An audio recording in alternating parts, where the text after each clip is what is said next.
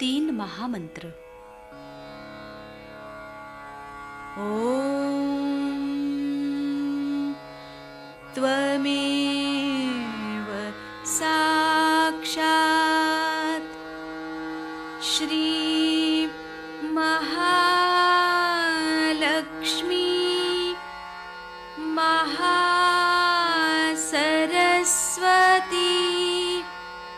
महाकाली त्रिगुणात्मिका कुण्डलिनी साक्षात् श्री आदिशक्ति माताजी श्री निर्मला देव्यै नमो नमः। ॐ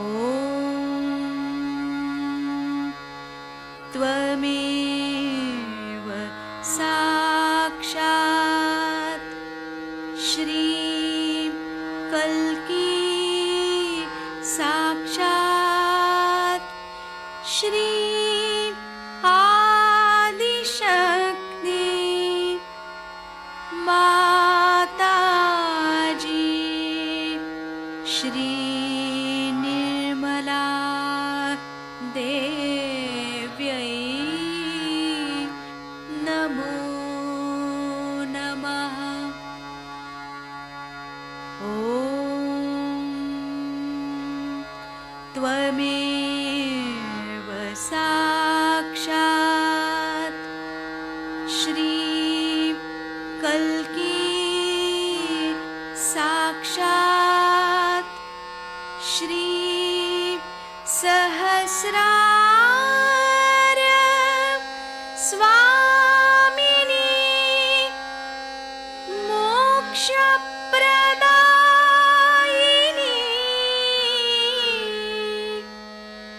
माताजी श्री निर्मला देव्यै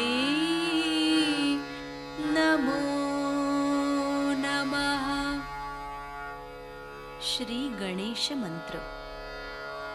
ॐ त्वमेव साक्षात् श्री गणेश साक्षात् श्री आदिशक्ति माताजी श्री निर्मला देव्यै नमो नमः।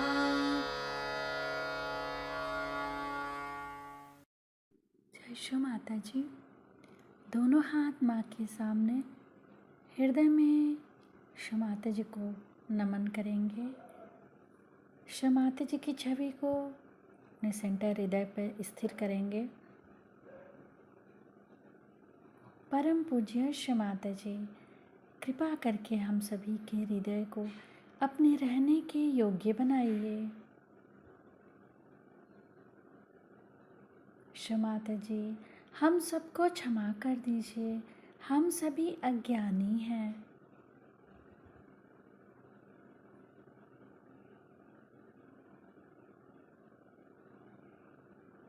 श्री माता जी, हमारे इस हृदय को और पावन कीजिए ताकि आप यहाँ आ सकें।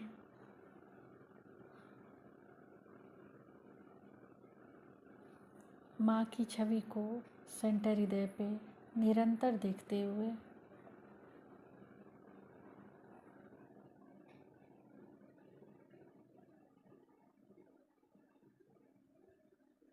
धीरे धीरे अपने संपूर्ण चित्त को दोनों हाथों को देखते हुए माँ से प्रार्थना, श्री माता जी कृपा करके हमारे दोनों हाथों की ओर देखिए।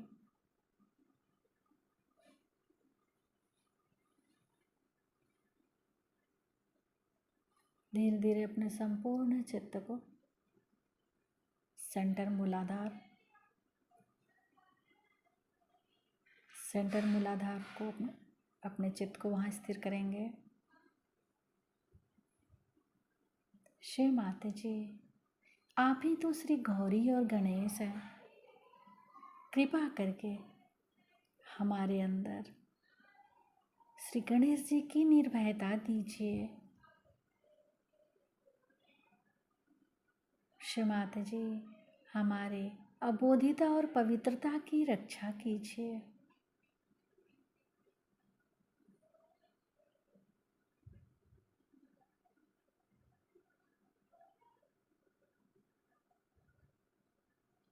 धीरे धीरे अपने संपूर्ण चित्त को सेंटर स्वादिष्ठान,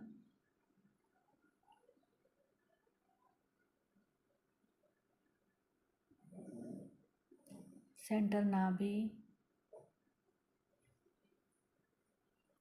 पूरा भवसागर,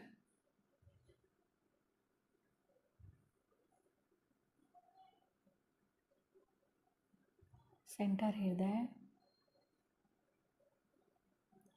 सेंटर विशुद्धि, फ्रंट आज्ञा। फ्रंट आज्ञा पर श्री निर्विचारिता मंत्र। ओम त्वमेव साक्षात् श्री निर्विचारिता साक्षात् श्री आदि शक्ति माता जी श्री निर्मला देव्यै नमो नमः।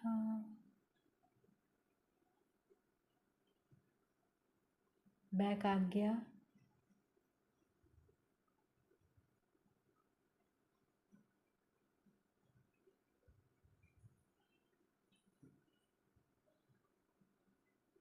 सहस्त्रार।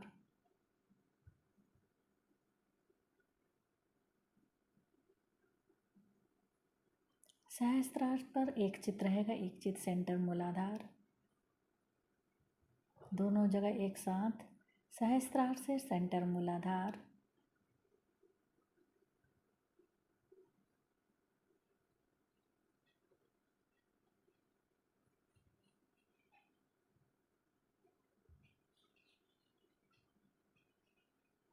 अब अपने संपूर्ण चित्त को सहस्त्रार पर रखें। अमृतवाणी सुनेंगे। आप में से बहुत से लोग ऐसे हैं जो अभी अभी रियलाइज हुए हैं, कुछ लोग ऐसे हैं जो थोड़े दिन पहले रियलाइज हुए हैं, और कुछ लोग ऐसे हैं जो बहुत पुराने रियलाइज हुए हैं, जो कि इस चीज को समझ गए हैं कि अपनी चेतना क्या है, वो किस तरह से कार्य प्रवण होती है, किस तरह से कार्य करती है, और किस तरह से हम उसको अपनाते जाते हैं। इस तरह से यहाँ 3 तरह के लोग होने के कारण मैं कुछ बातें फिर से दोहरानी पड़ेंगी और बताऊंगी, जिससे आप लोग समझ पाएंगे कि रियलाइजेशन का अर्थ क्या है, फिर रियलाइज्ड आदमी में क्या विशेषता होती है। पिछले मर्तबा भी मैंने बहुत सी बातें बताई हैं कि रियलाइज्ड आदमी की क्या विशेषता है, और आगे इसको किस तरह से हमें रियलाइज्ड स्टेट में हमें कैसे रहना चाहिए, इस तरह से 3 इस पर मैं बताऊं। इतना जरूर होना चाहिए कि इस वक्त आपने जो पढ़ा लिखा है, जहां पर भी जो कुछ भी पढ़ा हुआ है, उसको अभी भूल जाइए।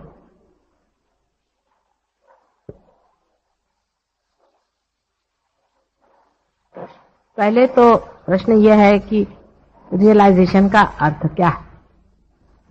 जब आप पैर पर आते हैं तो उसमें से कितने ही लोगों को कहा जाता है कि आप पार नहीं हुए, और कितने ही लोगों को कहा जाता है कि आप पार हो गए। इसका एक तो अर्थ है ही कि रियलाइजेशन का संबंध आपके बाहरी शरीर मन बुद्धि से नहीं है, किंतु किसी आंतरिक चीज से है, जो कुछ लोगों को हो जाता है और कुछ लोगों को नहीं होता। रियलाइजेशन में जब आप लोग मेरे पैर पे रहते हैं, उस वक्त जो हाथ में देखते हैं लोग, वो ये देखते हैं कि उनके ऊपर जोर से प्रवाह हाथ में आने लग जाता है, और आपको भी पैर में ऐसा लगने लगता है कि कुछ तो भी पैर में झकझक झकझक जा रहा है। अपनी चारों तरफ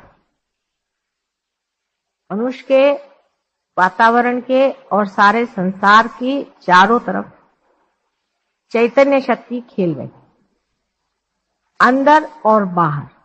जैसे कि हर एक पेड़ के अंदर भी चेतना शक्ति है, उसके पत्ते में भी चेतना शक्ति है, उसके मूल में भी है, और उसी तरह से ये सारे भूमंडल पर भी चैतन्य शक्ति का वास है। चारों तरफ जैसे कोई ईथर होता है, इस तरह से ये चैतन्य शक्ति चारों तरफ चल रही है और अंदर बाहर हर जगह उसका वास है। और वही शक्ति पूरा जो कुछ कार्य जड़ शक्ति का करने का है करती रहती है। अब ये शक्ति हमारे अंदर कुंडली नामक, इसको कि कुंडली लोग कहते हैं, कुंडलिनी कहते हैं, लेकिन कुंडलिनी एक शब्द है दिया हुआ। हालांकि परमात्मा ने किसी भी चीज को अर्थ ही दिया है और शब्द तो दिया नहीं है, जैसे किसी का नाम दिया नहीं, पर मानव ने दिया हुआ नाम इसका कुंडलिनी। कुंडलिनी नाम की शक्ति, कुंडलिनी नाम की शक्ति हमारे अंदर रीढ़ की हड्डी के नीचे जो त्रिकोणाकार अस्थि है उसमें स्थित है। उसके बारे में अभी मैं एक आर्टिकल निकालने वाली हूँ शक्ति में, तो आप उसके सारे डिटेल्स पढ़ लीजिएगा और उसके साइंटिफिक नाम जो कुछ है वो भी आप जान लीजिएगा, और आप में से बहुत से लोग उसको जानते भी। अब आपका चित्त जो है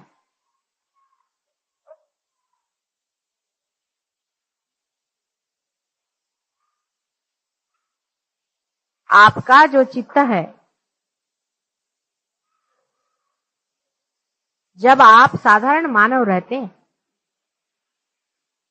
तो शरीर, बुद्धि और मन तीनों में रहता है, और आप खोजते रहते हैं उस चीज को जिससे आप आनंद पाए। जब आप उस चैतन्य शक्ति से एकाकार होते हैं, कुंडलिनी के जागृति से सहस्त्रार पे आपका चित्त आकर के उससे एकाकार होता है, तब आपका चित्त जो है अपनी कुंडलिनी पर जाता है, और अपनी कुंडलिनी पे जाते ही आपका दूसरों के भी कुंडलिनी पे जाता है। यानी अभी तक आपका चित्त 3 जगह तक जा सकता था, अब एक चौथी जगह जाता है जो निराकार शक्ति है, और उसमें जाते ही आप विचारों से परे उठ करके और इस मन, बुद्धि और शरीर तीनों को देखने लगते हैं साक्षी स्वरूप होकर।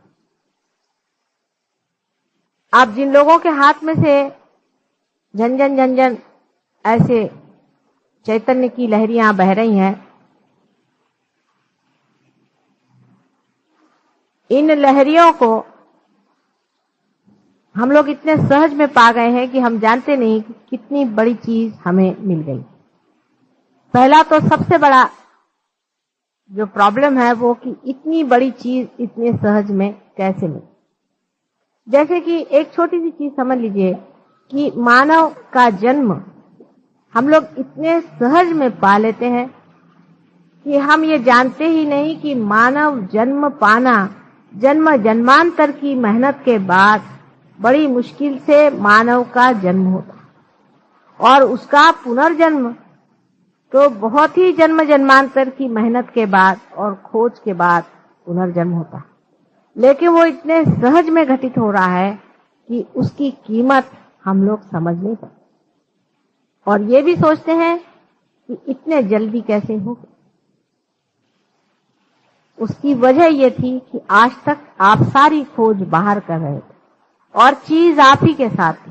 जैसे कि आपके अंदर कोई हीरा बैठा हुआ है और आप सारे दुनिया में खोज रहे हैं और आपके यही हीरा गिरा हुआ है, और फौरन किसी ने बता दिया कि हीरा तो यही है, और आपको रास्ता भी बता दिया, आपने हीरे को पकड़ लिया। फिर आप ये थोड़ी कहेंगे कि अरे इतने जल्दी कैसे, आप तो यही कहेंगे कि अरे मैं यही था और मैं दुनिया भर में कहाँ खोजता फिर रहा था।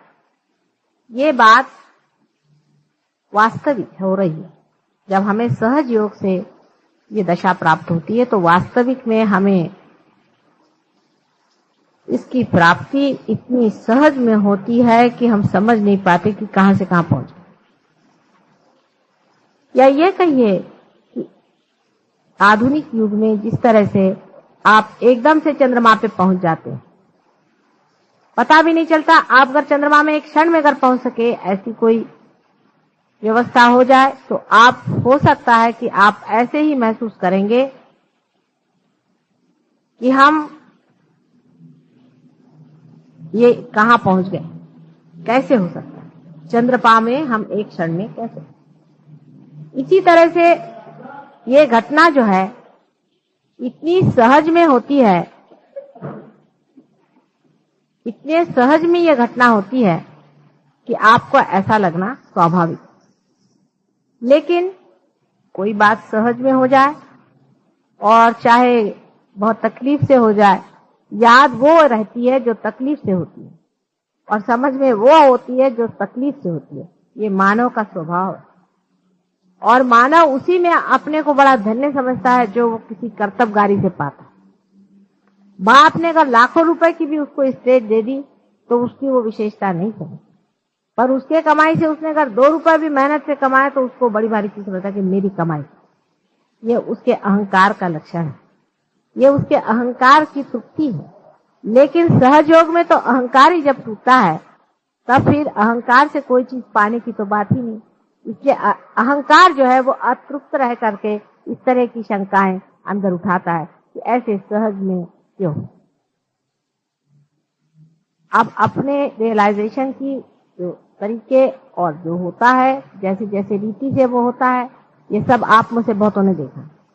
तो किताबों में अब हर एक किताब में एक नया तरीका पाएगा कि जब आत्म साक्षात्कार होता है तो ऐसे हो जाता है, वैसा हो जाता है, ये हो जाता है। अब इसमें से कितने लोग पार हैं और कितने नहीं है, एक परमात्मा जाने।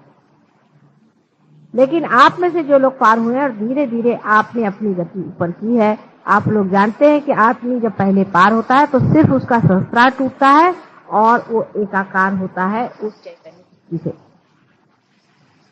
फिर इसके बाद तो भी वो यही रहता है और उसकी दृष्टि अपने और दूसरों के कुंडलिनी पे आ तो जाती है, लेकिन वाइब्रेशन जो उसके अंदर आ रहे हैं वो कभी कभी एकदम रुक जाते हैं। और वो अगर अपने सर पे हाथ रखे तो देख लेगा कि उसके सर पे जहां पर कि बिल्कुल नरम हो गया था वहां फिर से कड़क हो जाता है, कैल्सिफिकेशन हो जाता है। तुमको झालं ना, कालच पार झाला था, अभी आप कल ही पार हुए थे और आपका कैल्सिफिकेशन। उसकी वजह क्या है? उसकी वजह यह है कि हमारे अंदर जो ईगो और सुपर ईगो है वो हट जरूर जाते हैं, हमारा चित्त बीचों बीच जरूर आ जाता है, लेकिन वो फिर से ग्रो करके और एक हो जाता है।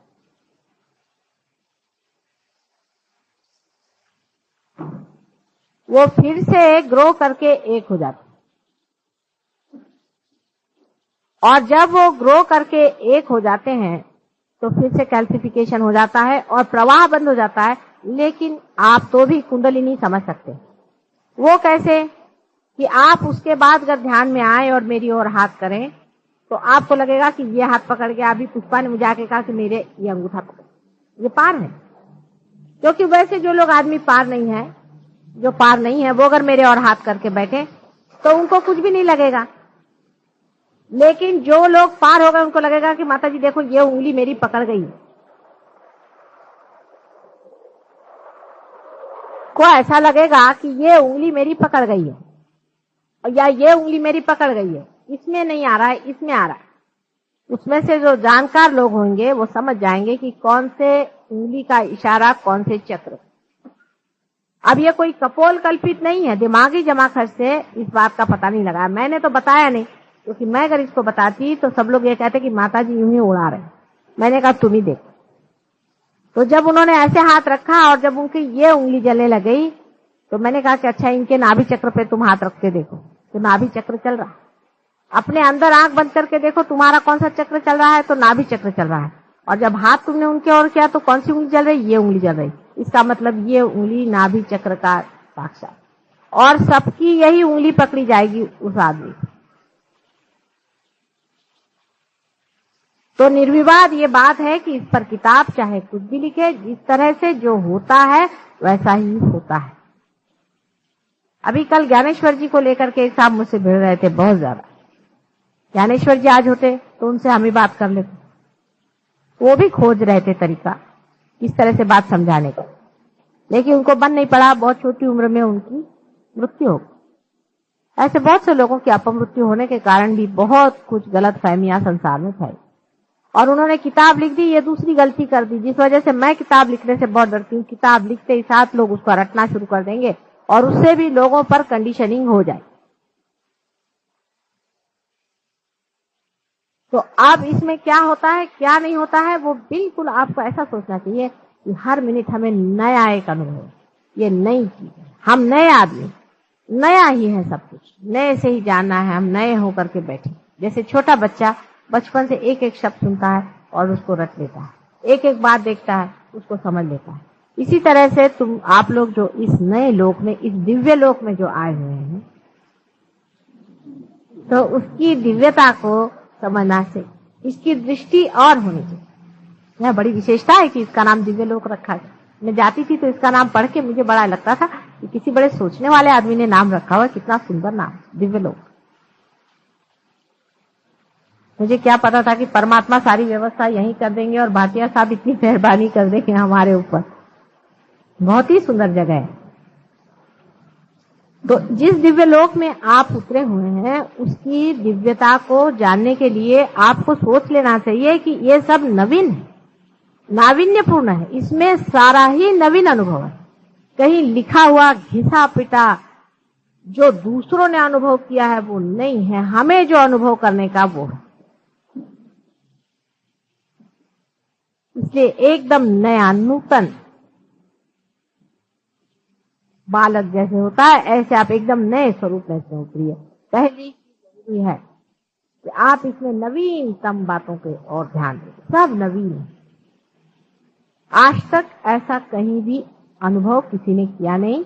इतने जोरों में ये एक्सपेरिमेंट कभी भी सक्सेसफुल कभी भी संसार में नहीं हुआ, क्योंकि मैं भी इस संसार में बहुत बार आ चुकी हूँ और इस कार्य को करने का मैंने बहुत बार प्रयत्न। पहली मर्तबा इस जन्म में ये कार्य सफलीभूत हुआ। इसलिए सब में थोड़ा थोड़ा अधूरापन जो रह गया है उसको आपको पूरा करना है। आप उसी अधूरेपन को कंप्लीट करने के लिए आए हुए। किसी को आप गिराने या घटाने नहीं आए, लेकिन उसमें जो कुछ थोड़ा बहुत अधूरापन रह गया है उसको आप पूरा करने के लिए। अब आप सोचिए कि एक नए जमाने के, नए विस्तार के एक नए लोग आप, और सारे संसार के लिए आपको मार्गदर्शन करना। उसमें रियलाइज लोग एक छत के नीचे बैठ करके उस परम शक्ति को पा रहे हैं। कितनी बड़ी भारी शक्ति आपके अंदर से विशेष रूप से प्रवाहित है और लोगों के अंदर से नहीं है संसार। यह आप जानते हैं। उसमें कोई आपको अब शंका नहीं रहेगी। जिनको थोड़ी बहुत शंका है इसका कारण ये कि वो अभी अभी पार हुए, इसलिए थोड़े दिन में उनको भी नहीं रहेगी।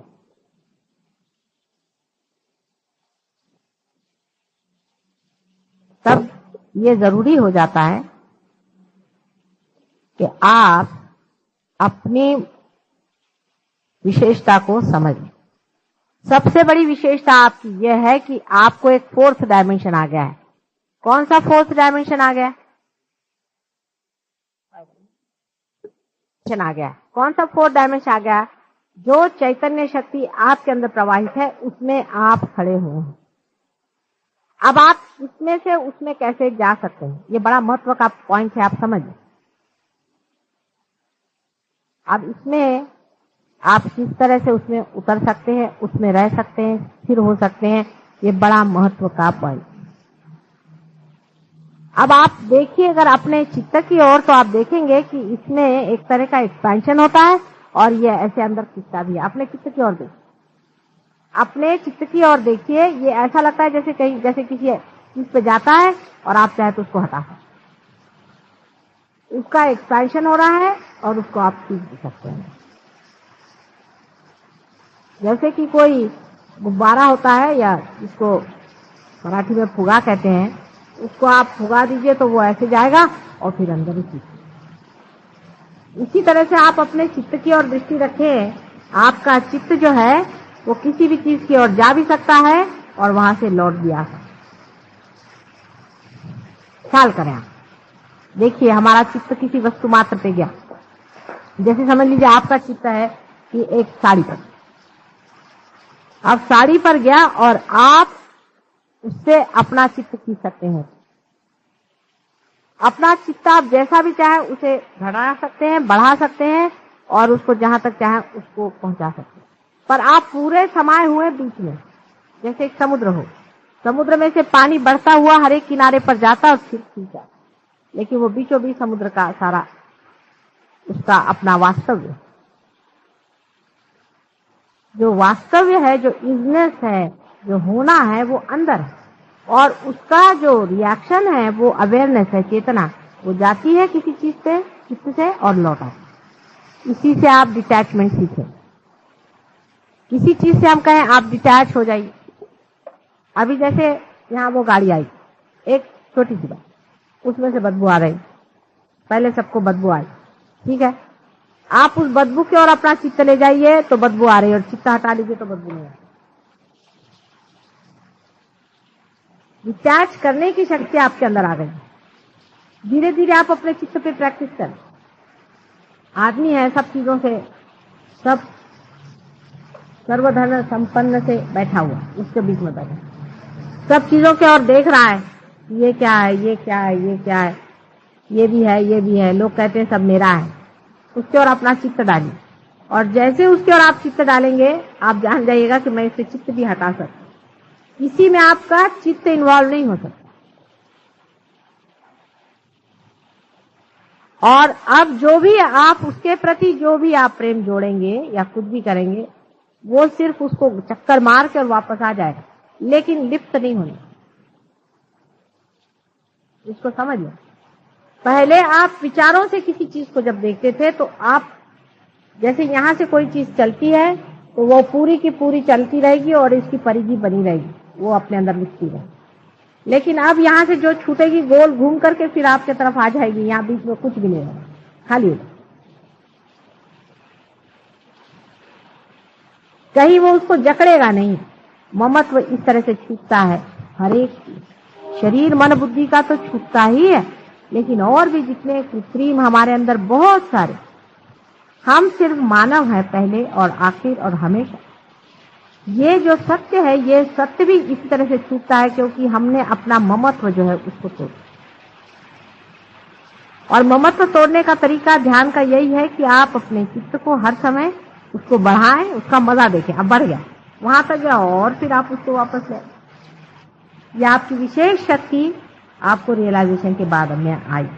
अभी तक मैंने पहले बताया ही है बातें बहुत सारी, जो पहले इसमें मैंने आपको बताया था।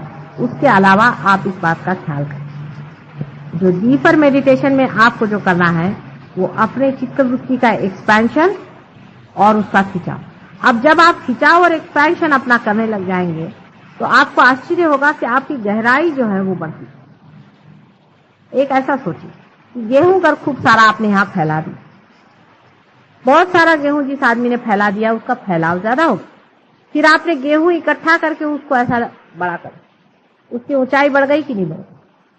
तो उसी तरह से जब आपने सारा की सारा अपने को समेट लिया अपने चित्त को, तो देखिए अंदर की गहराई बढ़ी और ज्ञान आते गया। ज्ञान क्या आया कि हंसी आने लग गई कि अरे मैं इसमें लिपटा हुआ था, ये भी कोई लिपटने की चीज है, ये भी कुछ है। माने ऐसा लगेगा कि कोई खास बात है ही, कोई ऐसी विषय संसार की ये बातें हैं। अपने यहाँ का एक लड़का है, पार हो गया था, वो इंटरव्यू में गया, जब लौट के आया तो मैंने कहा भाई हुआ कि नहीं हुआ? कहले मुझे लग ही नहीं रहा कि कुछ हुआ है कि नहीं हुआ, होगा तो होगा, नहीं होगा तो बाद में सिलेक्शन होगा। तो वो जो बोर्ड वाले थे उन्होंने मुझे बताया कि साहब ये लड़का अजीब कमाल का, कि बिल्कुल डरा नहीं, कुछ नहीं आया, से बात कुछ उसने साफ साफ बात कह दी, जो कुछ थी कह दी और चला गया, मैं डरा नहीं। ये कैसे क्या हो गया? मैंने कहा भाई देखिए, हमने कहा था ना कि वो रियलाइज है, आप देखिएगा उसको विशेष रूप से आप एग्जामिन करेगा कि क्या विशेषता है। तो कहा कि हमने उसमें यही बात देखी कि वो आया, उससे जो सवाल पूछा सीधे सीधे जवाब दे दिया, ना उसमें छल न कपट न कुछ नहीं, उसने साफ साफ बात कह दी कि ये बात है, ऐसी ऐसी बात। और फिर इस तरह से खड़ा रहा, मानो लेना हो तो ले, उन्हें तो नहीं, शान में खड़े। ना तो उसने हमारा कोई किस तरह का कभी अपमान किया और नहीं कोई उसने बड़ा ही ज्यादा हमारे पीछे में दुम हिलाते खड़ा रहे। चित्त भी ऐसा ही है। जब चित्त में विकृति रहती है, क्योंकि मनुष्य में दिव्यता तभी आती है जब वो पार हो जाता है। जब उसका चित्त हर जगह में उलझा रहता है तो उसके चित्त में विकृति आती है। समझ लीजिए कि जैसे कोई, ये आपने देखे होंगे बहुत से पेड़ों में से ऐसे जिसको टेंड्रिल्स कहते हैं वो निकलते हैं, खासकर जो कि चढ़ने वाले ये होती हैं बेलें, उनमें से ऐसे निकल करके वो इसको पकड़ लेती, फिर उसको पकड़ लेती, फिर उसको पकड़ लेती है, तब वो बेचारी धीरे धीरे धीरे धीरे ऊपर चढ़ती है। उसी तरह से जो मानव पार नहीं हुआ रहता है, वो भी कभी इसको पकड़ता है, उसको पकड़ता है, उसको पकड़ता है, इस तरह से वो अपने को खड़ा करता है किसी तरह से। कभी तो सोचता है कि अरे मेरे पास पोजीशन नहीं है तो मैं दुनिया में कैसे चलूंगा, अरे मेरे पास पैसा नहीं है तो मैं दुनिया में कैसे चलूंगा, अरे मेरे पास ये नहीं तो मैं दुनिया में कैसे चलूंगा। लेकिन जो पेड़ अपनी तना पे खड़ा हो जाता है वो स्वतंत्रता में अलग से खड़ा है। लेकिन यही बात आपके साथ भी हो रही। आप अपनी तना पे खड़े हैं ही, लेकिन भय के कारण आप अपने अंदर से टेंट्रिकल निकाल करके, टेंड्रिल्स निकाल करके इसको पकड़ रहे हैं, इसको पकड़ रहे हैं, इसको पकड़। जैसे आपको पता आप तना पे खड़े हैं, ये आपको दूसरी बात पता है। पहली तो ये कि चित्त का निरोध नहीं करने का, उसको रोकने का नहीं। चित्त कहीं उलझेगा ही नहीं। आप कोशिश करें तो चित्त कभी उलझेगा नहीं। एक डीप मेडिटेशन में आप प्रयत्न करें, कोई सा भी बड़ा सा प्रश्न आ जाए, आप उसकी ओर देखें और देखते साथ आपको आश्चर्य होगा कि चित्त वहां जाता है और लौट आता है। चित्त कहीं उलझ नहीं था। फिर आप ये सोचें कि समझ लीजिए कोई बड़ी भारी दुखद घटना हो, तो आप ये सोचिए कि यहाँ दुखद घटना हुई, लेकिन संसार तो वैसे ही चल रहा है। दुख और सुख जो है वो एक हमारा दिमागी जमा खर्च। ऐसी कौन सी बात हो गई है जो हमें बड़ा दुखी बनाती है या हमें बड़ा सुखी बनाती है, या ऐसी कौन सी चीज है या अरुचि, किसी आदमी से हम नफरत करें और किसी से ऐसी कोई सी भी बात नहीं है जिसमें ये होना चाहिए। धीरे धीरे आपका चित्त का बढ़ना बहुत जोरों में प्रसारित होने लग जाता है और उसके बाद चित्त जब बिल्कुल सबल हो जाता है, बिल्कुल पूरी तरह से सबल हो जाता है, तब फिर जिसको कि हम लोग देखते हैं, उन्हें भी देखा कि आपके हाथ वाथ जलते हैं, किसी को हाथ लगाने से हाथ जलते हैं, किसी को कुछ करने से पकड़ जाता है। शुरू में ऐसा होगा और उससे दूर रहना चाहिए, जहां तक हो सके एकदम आग भट्टी में मत डालिए। जब लड़की खाना बनाना सीखती है तो पहले एक छोटे से चूल्हे पर थोड़ा सा कपड़ा लगा करके धीरे धीरे, फिर उसके बाद जरा उसका हाथ जलना सीख लिया तो फिर वो बड़े चूल्हे पर काम करना शुरू करती है। उसमें भी वो पहले संती लेती है, फिर एक तवा लेती है, फिर उसके ऊपर में वो रोटी सेकती है। उसके बाद जब वो एक्सपर्ट हो जाती है तो हाथी से रोटी बना लेती है, चूल्हे में हाथ डाल करके भी वो ठीक से ऐसे ऐसे कर सकती है। उसी तरह से शुरू में आप जिसको हम इविल भी कह रहे हैं, जिसको हम बुरा भी कह रहे हैं, वो भी गिरती। फिर जो इविल करके जो चीज है वो आप जहाँ खड़े होंगे वो खुद ही भाग खड़ी हो जाएगी, वहां रहेगी, कुछ आप पे असर ही नहीं आने वाला उस चीज। ये दशा जब आ जाएगी तब फिर माँ का प्रोटेक्शन की क्या जरूरत है, आप खुद ही बड़े हो जाएंगे। तब फिर आपको किसी का पकड़ेगा नहीं, किसी का कुछ नहीं, कोई कहीं पर भी कुछ हो आप जाइएगा, आप देखिएगा कुछ नहीं, जो जहाँ पहुंचे वहीं सब भाग रहे हैं, वहां खुद ही वो टिकने नहीं वाले।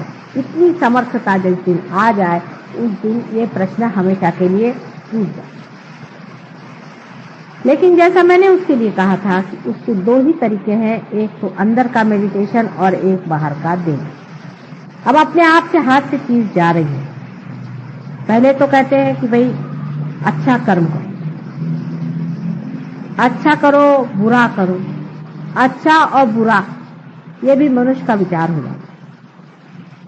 जब कर्म अकर्म हो जाए, माने कर्म की भावना ही नहीं रहे कि हम कर्म कर रहे हैं, जैसे सूर्य की रोशनी है, वो कौन सा कर्म कर रहा है, वो अकर्म में है, लेकिन कर्म तो हो रहा है उसके हाथ।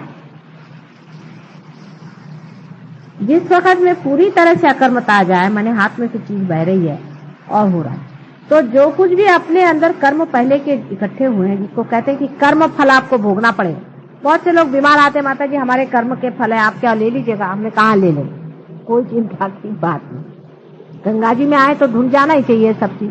तो अगर आपके कर्मों के फल, आपके हाथ पैर अगर दुख रहे हैं या कुछ आपको बीमारी हो गई, कुछ तकलीफ हो गई, तो ऐसी कोई बात नहीं, वो तो हम ले ही सकते।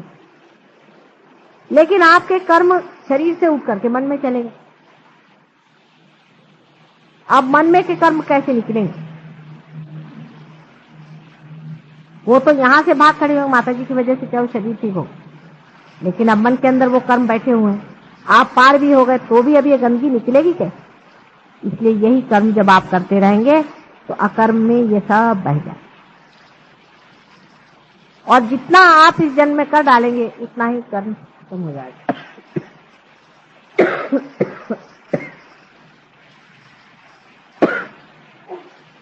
धीरे धीरे जब कर्म करते जाइएगा, इस तरह से निकलते जाइएगा, आपके अंदर की पूरी सफाई हो जाने के बाद अंदर में वही सम्यक भाव जिसमें रुचि अरुचि आदि कुछ भी नहीं रह गया।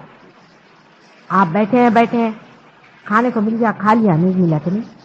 कोई भी आप काम करें, आप एग्जीक्यूटिव हैं, आप कुछ भी दुनिया भर की चीज है, आप अपना उसी का काम कर रहे हैं जो परमात्मा का। आप खुद का कोई काम नहीं कर, उसी का काम आपके हाथ से हो रहा है और आपको पता नहीं चला। जैसे सूर्य है वो अपनी रोशनी दे रहा है, चंद्रमा जो है वो सूर्य की रोशनी अपने अंदर लौटा रहा है, ये समुद्र है इसको ये चढ़ रहे हैं उतर रहे हैं, अपने अंदर से बादल भेज रहे हैं, इनके सब कर्म हो रहे हैं, लेकिन कोई भी ये नहीं सोचता है कि हम कुछ कर रहे हैं। पेड़ हैं, पेड़ों में से फल निकलते हैं, फलों में से बीज निकलते हैं, फिर उसमें से पेड़ निकलते हैं। कितने बड़े कार्य में ये लोग संलग्न हैं, लेकिन इनको किसी को लगता नहीं कि हम कुछ करें, सब आराम से चला हुआ। सिर्फ मनुष्य में ही प्रश्न हो गया है, वो लोग तो सब हारमोनी में है, हम लोगों में प्रश्न हो गया है, क्योंकि मनुष्य के अंदर परमात्मा ने ही खास कर अहंकार का वरदान दिया कि जिससे हम उसे जाने।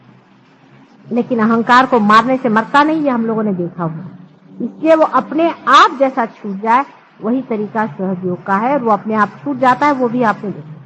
लेकिन करना क्या चाहिए कि अपने हाथ से जितना भी कर्म हो सके करें, और दूसरा है डीप मेडिटेशन में आप जब तक आपकी वो दशा नहीं आ जाती जहां कुछ बुराई और अच्छाई नहीं रह जाती।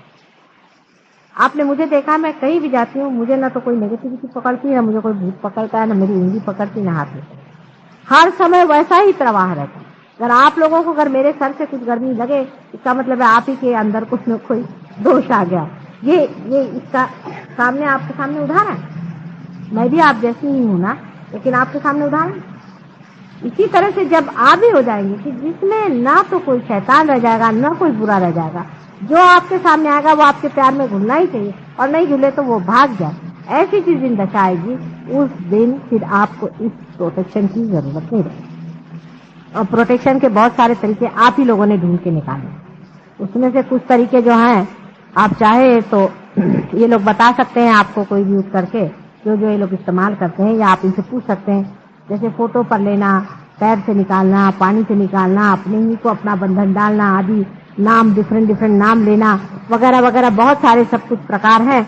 उसके मामले में आप चाहें तो इन लोगों से अगर बात करें तो ये लोग सब बता सकते। लेकिन रियलाइज आदमी को ध्यान में आते वक्त पहले बैठ करके देखना चाहिए कि माता जी से जो आ रहा है उसमें कहीं हमारी कोई पकड़ है, हमें वाइब्रेशन आ रहे हैं। अगर वाइब्रेशन रुक गए तो उसको निकालना चाहिए। उसको कैसे निकालना चाहिए, क्या करना चाहिए, शरद भी बता सकते हैं, लोग बता सकते हैं किस तरह से बंद हुए वाइब्रेशन निकाल सकते हैं। अगर हाथ में थोड़ी सी जलन है तो उसको फूक के कैसे निकालना चाहिए, उसको उस वक्त फूक करके निकाल दीजिए, नाम ले लीजिए, फूकने से निकल जाएगा। एकदम ऐसा निकल जाएगा कि आपको लगेगा ही नहीं कि वहां पकड़ते हैं, एटमॉस्फेयर में है, हर जगह है, आप पकड़ते। अभी आपकी दशा वैसी जैसी छोटी सी लड़की खाना बनाना सीख। फिर आप जब इस शास्त्र में निपुण हो जाएंगे तभी आप असली योगी होंगे, क्योंकि कुशलता पूरी आ रही तो परफेक्ट नॉलेज आ जाएगा। और जब परफेक्ट इसका नॉलेज आ जाता है तो आप ही नॉलेज हो जाते हैं, माने आप कुछ करते कुछ नहीं, वो ऑटोमेटिकली सब मामला अपने आप चलते रहता है। जैसे कि ये अगर परफेक्ट हो जाए और इसमें से मेरी आवाज अगर परफेक्ट अंदर जा रही तो इसको कुछ नहीं करना पड़ता है, कुछ जानना नहीं पड़ता है, सीधे ही सारा की सारा रिकॉर्ड हो। क्योंकि बोलने वाला और करने वाला और सबको संभालने वाला पालनहार परमात्मा सबके सर पे मंडरा। रियलाइज लोगों को एक बात और भी पता होगी, ये भी बहुत जरूरी बात है, जिसको जान लेने से आपको एक तरह की निर्भरता आ सकती है। हर एक रियलाइज आदमी के ऊपर में देवता मंडराते हैं। जैसे किसी भी कहते हैं दुष्ट आदमी के ऊपर में भूत मंडराते हैं, वैसे ही बहुत लालायित हैं सारे देवता लोग उन लोगों की मदद करने के लिए जो रियलाइज से उनको सुगंध आती है और वो बराबर उनके आसपास मंडराते हैं। आप में से जिन लोगों ने इसका अनुभव लिया होगा, अभी वही बता रही थी उस दिन कि उनके देवर पे बाधा थी, उनपे भूत की बाधा थी और 3:30 बजे करीब उनकी तबीयत बहुत खराब हो गई और वो लगे चिल्लाने चीखने, बाहर भी आदमी चिल्लाने चीखने लग गया और उसके बाद में कहने लगे इतनी गंदगी अंदर आई, इतनी बदबू अंदर में आई कि समझ नहीं आप क्या करें। उसके बाद इन लोगों ने नाम लेना शुरू कर दिया और उसको वाइब्रेशन देना शुरू कर दी और जैसे ही वो ठंडे पड़े वैसे खुशबू आना शुरू हो गई बहुत जोरों में और वो एकदम ठंडे। आपको भी कितनों ही लोगों को ध्यान में पार होने से पहले या बाद में भी बहुत बार सुगंध आती है। तो चैतन्य सुगंध युक्त है, चैतन्य बहुत सुगंध युक्त है और अत्यंत आह्लाददायी है, इसी से आपको सुगंध दिया था। तो जितना कुछ दुर्गंध है वो अपने आप गिर सकता है अगर आप अपनी ध्यान की दशा ठीक है, माने आप अपने को ठीक कर। इसमें कोई बुरा मानने की बात नहीं। आपने देखा आप शरद हैं, हम कहते हैं शरद काफी ऊंचे हैं, मोदी हैं बहुत ऊंचे हैं, ये ऊंचे हैं, देवड़े हैं, चंदू भाई हैं, आदि बहुत सारे लोग हैं। आप जानते हैं श्रॉफ साहब भी आगे चले गए, अपने लाल साहब आगे चले गए, बहुत से लोग आगे चले गए। मैंने उनके नाम लो तो मेरे ख्याल से कि अधिकतर सभी लोग आगे चले गए और तो भी सब लोग पकड़ते ही हैं थोड़ा बहुत। किस का नाम लिया, सभी लोग थोड़ा थोड़ा पकड़ लेते। शरद ने अभी पकड़ लिया था पूरी तरह से, 3 दिन पहले उन्होंने बहुत बुरी तरह से पकड़ लिया था। ठीक है, पकड़ लिया तो पकड़ लिया, लेकिन समझ में आ रहा है कि पकड़े हैं, इसकी हालत हो रही है, पकड़ गए, ये समझ में आ रहा है। उसको निकाल डालना बहुत आसान है, रियलाइज आदमी के लिए तो बहुत ही आसान। उसको किसी तरह से निकाल डालना चाहिए। वो कैसे निकालना चाहिए, क्या करना चाहिए, उसकी क्या क्या विधियां हैं, ये लोग सब जानते हैं और अपने ऊपर एक्सपेरिमेंट करे। एक तो समुद्र में खड़े होकर के भी निकाल सकता है।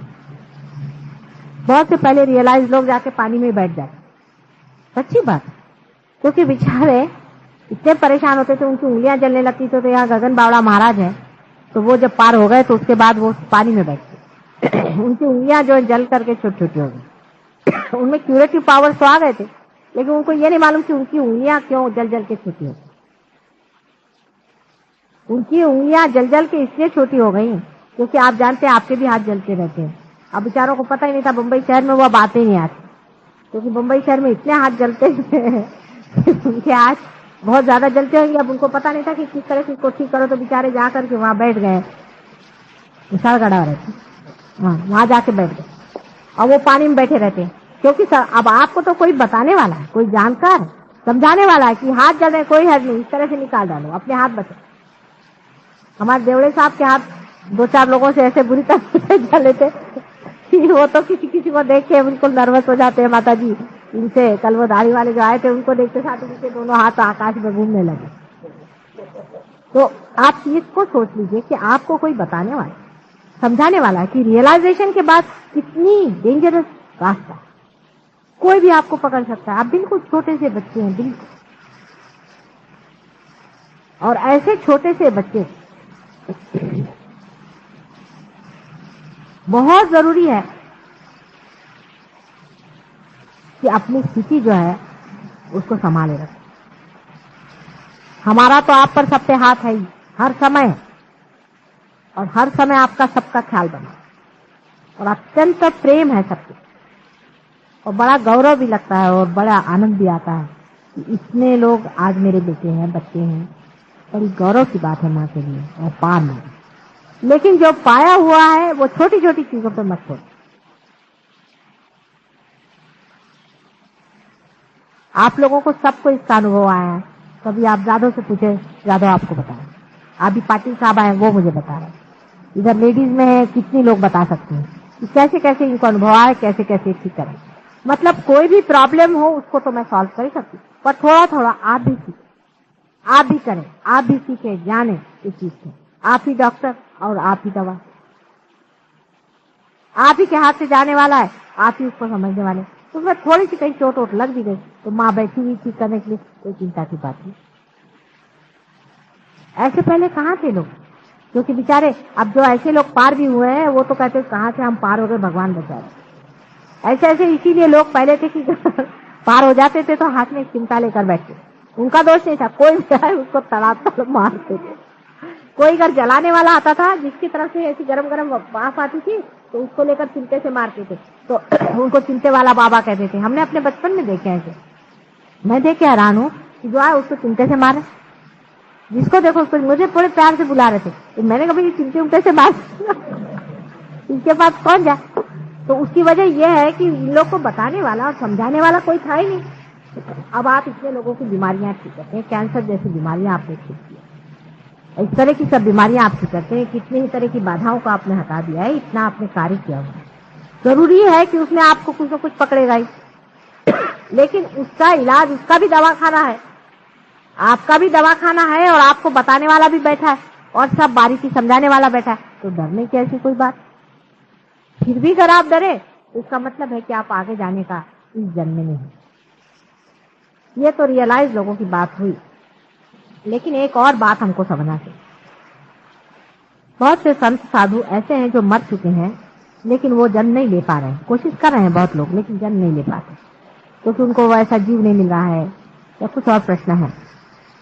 तो ऐसे संत साधुओं का भी ऐसा विचार बन रहा है कि हमारे बीच में जो लोग कभी भी रियलाइज नहीं हो सकते, ऐसे बहुत से लोग हैं अपने यहाँ जो कभी भी नहीं होंगे, क्योंकि उन्होंने पहले कुछ ऐसे कर्म किए हुए हैं, कुछ ऐसे प्लान सेट किया है, कुछ किया है, इस तरह के इसमें फंसे हुए रहे, या कुछ ऐसी बात है। तो वो कहते हैं कि हम इनके अंदर आ जाएं, तो आपको उनके अंदर बाधा सी लगेगी, लेकिन वो लोग कोई नुकसान वाले नहीं, इनसे लड़ने की जरूरत नहीं। ये हालांकि बड़े प्योरिटन लोग जो है, उनको अजीब सी बात लगेगी, माता जी ऐसी बात कहती है, उनको छेड़ो नहीं। अगर उनको छेड़ोगे तो ये हो जाएगा कि उनके अंदर भूत भी घुस सकते हैं, क्योंकि अंदर भूत तो घुसे ही हुए हैं। भूत नहीं होंगे तो संत आ जाए, संत आने से अपना कार्य हो। इसलिए बहुत से लोगों पे संत भी उतरे, उनकी बड़ी इच्छा है, उन्होंने ऐसे कहा है मुझसे कि हम चाहते हैं कि हम अपने को लाएं, लेकिन अब हम छोटे बच्चे के रूप में आए तो तुम्हें कैसी मदद होगी। इसलिए बेहतर है कि ऐसे लोग जो तुम्हारे इसमें आते हैं और जो पार होने की हमें दिखाई नहीं देता, ऐसे बहुत से लोग, वो लोग अगर पार भी नहीं हो रहे हैं तो भी आपको उनसे भिड़ने की जरूरत है, पर वो आते रहेंगे हमेशा। वो 4 साल आएंगे, नहीं 6 साल आएंगे, वो 10 साल भी आएंगे, कोई है उनसे भिड़ना। आ रहे हैं, बैठने दो, आपको मालूम है पार नहीं है। जो एक बार पार हो गया वो तो पार होता रहेगा, लेकिन जो हुआ ही नहीं पार और डावाडोल चल रहा है, उससे भिड़ने की जरूरत है। ये आज आपको मैं एक सीक्रेट बात, उन पे भी संत ही लोग काम करें, क्योंकि बगैर उसके काम नहीं बन रहा। भूत बाधा जो है उसको भगाने के लिए संत ही लोग काम करेंगे, क्योंकि आप लोगों को तो वो दिखाई नहीं देता, आप तो उस परलोक में तो जा नहीं सकते, तो उन्हीं को ये कार्य करने दीजिए। तो वो लोग कहते हैं कि हम आकर के इससे कार्यान्वित रहेंगे और आपके कार्य को हम बढ़ाएंगे।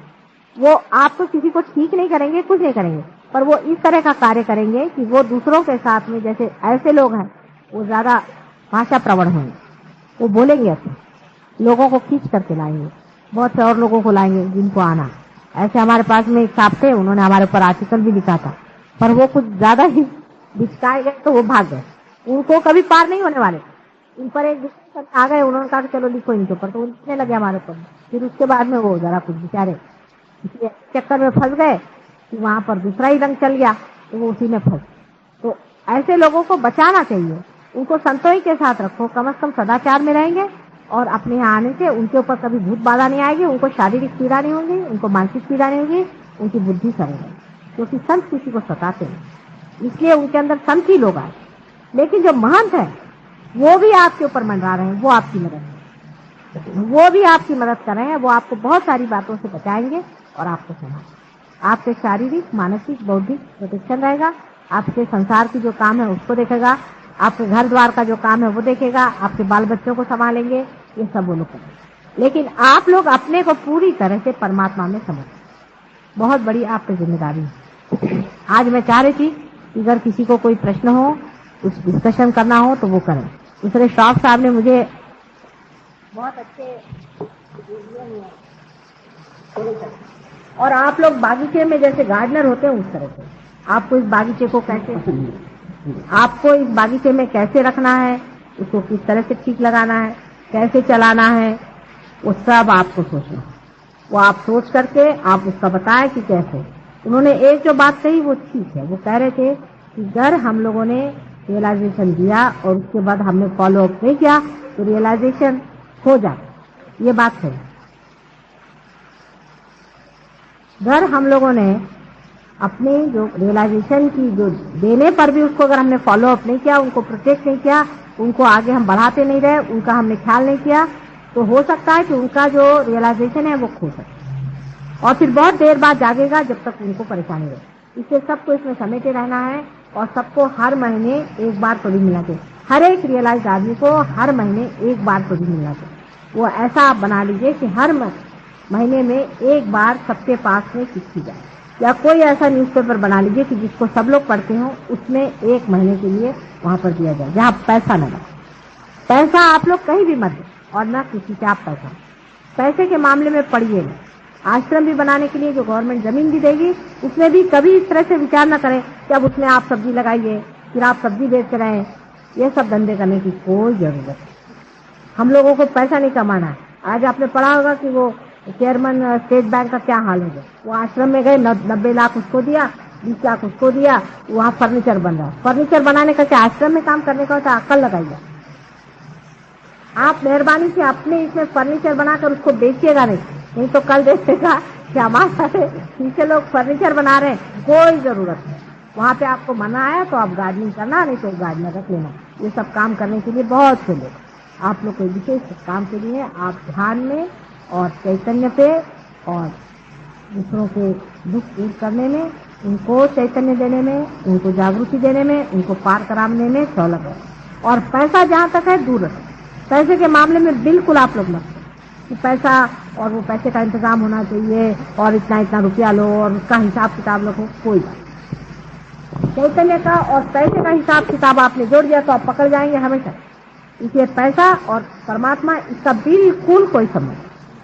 कोई आपको मुफ्त में जगह देता है, भले नहीं देता है तो बात है, सब परमात्मा की जगह। आप अगर कहीं बैठे हुए हैं, किसी ने आपको जगह दे दी तो परमात्मा का आदमी था, उसको दी।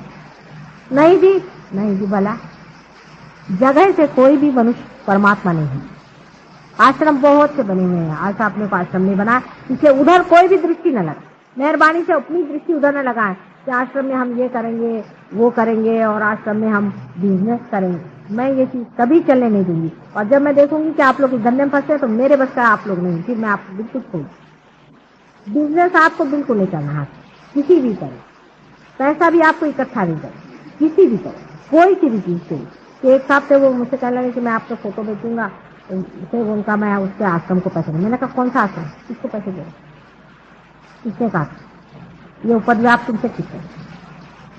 किसी कोई आपको चिंता करने की इसका करने वाला, अपने को संभालने वाला वो है। हम अपना काम थोड़ी करें, उसका काम कर रहे हैं। उसको देना हो दे, नहीं देना हो नहीं। और वही काम जो रात दिन हम गोबर खाने का करते हैं, वो इसमें आकर के भी करने का है तो कोई फायदा नहीं। मुझे इस तरह का सुझाव कोई भी न दे, क्योंकि 2-4 ने दिया है, इसलिए मुझे बड़ा जी घबराता। मेहरबानी से मुझे इस तरह के सुझाव को मैं सुनने वाली नहीं। ऐसे तो मैं सीधी हूँ और बोली भी हूँ, लेकिन ऐसी बड़ी चालाक भी। इस चक्कर में मैं आने वाली नहीं। आपको पहले ही मैं बता देती कि पैसे के चक्करबाजी में आपने अगर मुझे चला है तो मैं उसमें चलने वाली नहीं। चाहे तो आप लोग पार हो चाहे नहीं हो, मेरा इससे कोई मतलब। पहले समझ लेना चाहिए कि पैसे का और इसका कोई भी संबंध कहीं भी किसी जगह भी नहीं है। दूसरी चीज, राजकारण से इसका संबंध नहीं। अभी आपको ऐसा भी लोग आएंगे कि चलो तुम इलेक्शन में खड़े हो जाओ, तुम्हारा इतना फॉलोइंग है। आपको राजकारण में जाना तो आप राजकारण में जाए, लेकिन राजकारण मनुष्य ने बनाया, परमात्मा ने बनाया। जो परमात्मा की चीज है उसमें जब खड़ा होना तो इसका राजकारण से और सत्ता से कोई भी संबंध नहीं। ये पहली बात आती। और इसका कोई भी पदवी से संबंध नहीं है। कल आप ये सोचे साहब हम बड़े भारी ट्रस्टी हैं, अभी सब यहाँ तो 2-4 हैं बेचारे अभी, लेकिन कोई अपने को सोचे कि मैं बड़ा भारी एक इसका सेक्रेटरी हूँ समझिए, या मैं इसका चेयरमैन हूँ, मैं कल सोचूं मैं चेयरमैन हूँ, तो इसमें चेयर वेयर का कोई भी संबंध नहीं। और ना इसका कोई आसन है ना पीठ है। पहली बात समझिए, आपस में करने की बात है। ना इसका कोई पीठ है ना इसका आसन है। तुम्हें कहूंगा सगळे लोग पीठ बीठ काही काढायचं नाही, कळलं का? कोई पीठ निकालने का नहीं। नहीं तो आदि शंकराचार्य की गादी पर कौन बैठे हैं जो बिल्कुल नॉन रियलाइज लोग हैं? नथिंग। कोई गादी पर किसी के नहीं बैठने वाला, सब अपनी ही गादी पर बैठे। दूसरे की गादी पे बैठने से हमेशा आपको निकालने का डर रहता है। अपनी अपनी गादी पर सब लोग बैठेंगे और अपनी गादी से अपने पे ही राज करेंगे तो बहुत कुछ है। तो 2-4 चीजों को बिल्कुल गांठ बांध अपने। तीसरी चीज, सच्चरित्र, सदाचार और शुद्धता। इसके बगैर आप कुछ भी इस मार्ग में जाने। अगर आपके अंदर कोई ऐसी ऐसी आते हैं, उसको आपको छोड़ने का प्रयत्न करना ही होगा, मेरे पांव की कसम लेकर। असल में बात यह है कि अब आपके अंदर शक्ति है, वो छोड़े। जैसे हिंदुस्तानियों की खास आदतें ये हैं, आपस में बुराई करना। अब आप प्रेम में बंधे हुए हैं, हम लोग सब भाई बहन हैं। आपस में अगर किसी में कुछ हो भी गया, हो सकता है कोई किसी का पैर दिख भी जाए, तो जरूरी नहीं कि उसको जाकर सारे संसार में आप बदनाम करते थे। मुझे आकर आप बताएं, उस चीज को हम ठीक कर सकते हैं। लेकिन जान दे करके भी अपने भाइयों को बचाने की आप पे पूर्ण जिम्मेदारी, भाइयों पर और बहनों। उसके लिए कुछ भी करना पड़े, हमें उसको बचाना पड़ेगा। मतलब मॉरली, इसका मेरा मतलब नहीं आप उस किसी को पैसा दे फिर वही आता। आप किसी को पैसा उधार नहीं दे, तो अगर आपसे पैसा उधार मांगता है, बिल्कुल एक कवड़ी मत, बिल्कुल देने की जरूरत है, इसमें पैसा उधार देने की जरूरत नहीं। कर कोई आदमी अपने स्पिरिचुअल लाइफ में, कुंडलिनी में उसका पतन हो रहा हो या उसको किसी तरह से गिर रहा हो, उसकी कोई आदत पड़ गई, उसकी सबको मिलकर मदद करनी चाहिए। उससे चक्र चलाओ अपने प्यार। पवित्रता पूरी हमारे अंदर जब तक नहीं आएगी, तब तक हमारा कार्य बिल्कुल अधूरा रहेगा। आपको ये पता होना चाहिए कि सारी दुनिया की दृष्टि आप दिए लगा करके आप उसकी दिवाली सजा ले। लोगों की दृष्टि घर पे नहीं होती, उस दियों पर होते हैं जो जलते। आप हरेक के जीवन की और संसार की दृष्टि है कि आखिर ये जो बड़े पार हो गए और दुनिया भर की बीमारियां ठीक कर रहे हैं, इनका जीवन कैसे।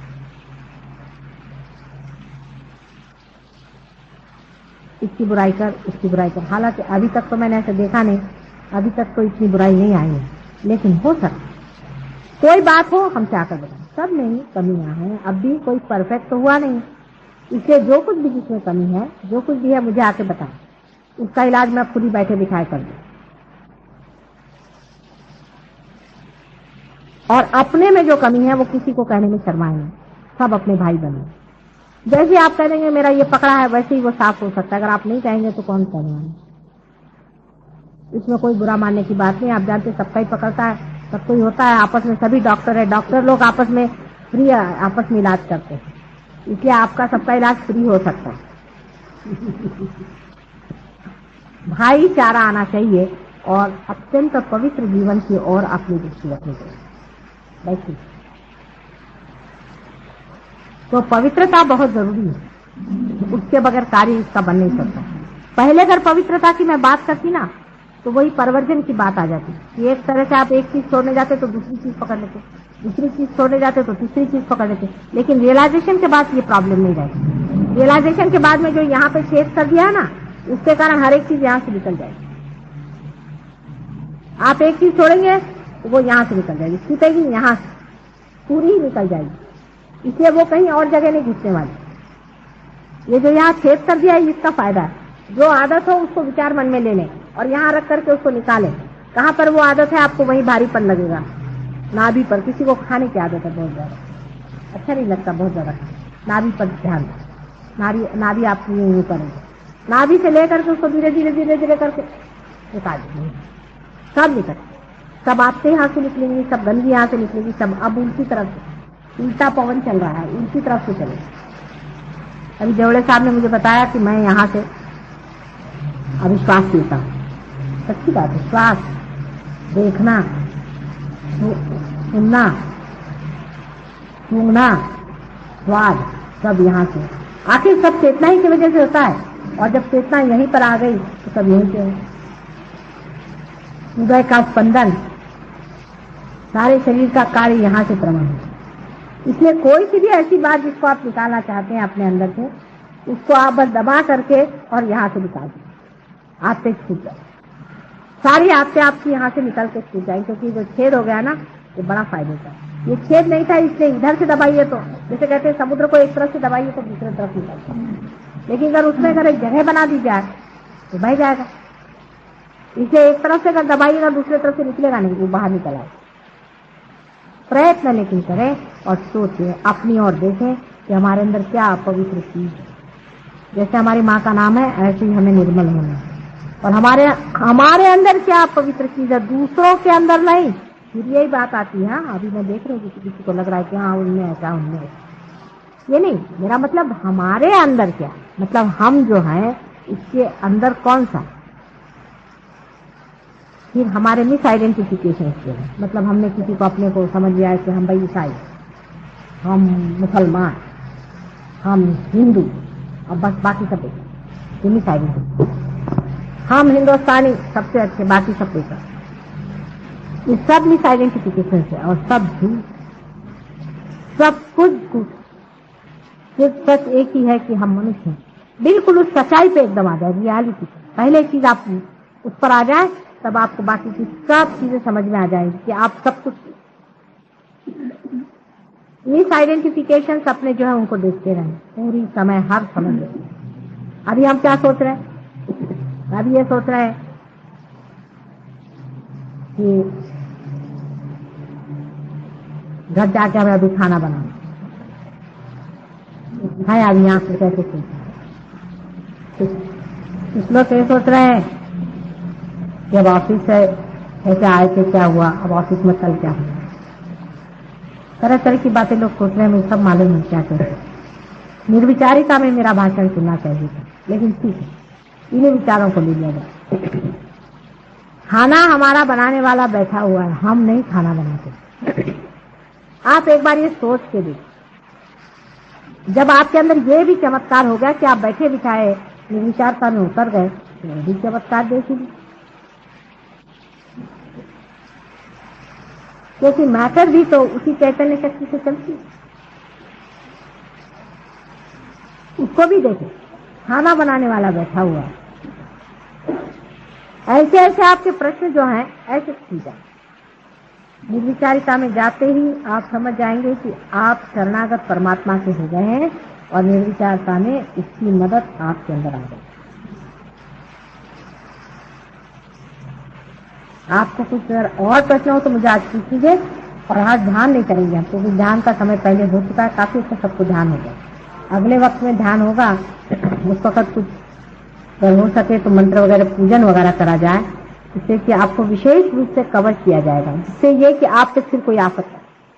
बाहर जो शैतान लोग घूम रहे हैं, इससे आप लोग और संकट में नहीं आए, वो जरूर आए। उसके बाद का प्रोग्राम पूना में है, जिनको पूना आना है पूना भी आ सकते हैं, लेकिन पूरे हफ्ते का प्रोग्राम ये 2 हफ्तों में अगर आप अटेंड करें अच्छा रहेगा। अब जो मैंने बात कही है उससे विचार करें। अब मेरी बात से आपको कंडीशनिंग नहीं हो सकता, कंडीशनिंग भी यहाँ से निकल जाए, बात का जो सार है उतर जाए, कंडीशनिंग यहाँ से निकल जाए। रियलाइजेशन के बाद सबसे बड़ा फायदा यह है कि कोई चीज आपको चिपक नहीं सकती, उसकी जड़त्व जो है वो नहीं चिपक सकता, उसका चैतन्य स्वरूप चिपक सकता। मैं अगर उर्दू में बोलूं, चाहे मैं फारसी में बोलूं, चाहे मैं फ्रेंच में बोलूं, लेकिन उसकी जो चैतन्य शक्ति बह रही ना उस शब्दों में से, उसको आपके अंदर आ जाए। उससे सिर्फ वो जो वाइब्रेशन है वो आपको पकड़, तो भाषा समझ में नहीं आने की जरूरत। उसका जो प्रेम है ना अंदर से, वो आपके अंदर पड़े। जैसे फूल का आपको नाम नहीं पता हो, लेकिन शहद आपके अंदर उतरता है, सुगंध आपके अंदर उतरता है। सुगंध तो चैतन्य है और फूल का नाम जो है वो जड़ है। तो नाम आपके समझ में नहीं भी आए, सुगंध तो हर एक मनुष्य को आता है, हर एक मनुष्य को सुगंध आता है। किसी फूल को रखो तो सब बता सकते, चाहे वो अंग्रेज हो, फ्रेंच हो, चाहे इंडियन हो, सबको सुगंध आता है। उसको कोई भाषा करने की जरूरत है। इसी तरह से है परमात्मा का सुगंध जो ये चैतन्य शक्ति है, ये भी हर एक आदमी को आ सकती है, चाहे किसी भाषा में। इसे इस भाषण में जो मुझे कहना था तो दूसरी बात, लेकिन जो मुझे देना था वो दूसरी बात,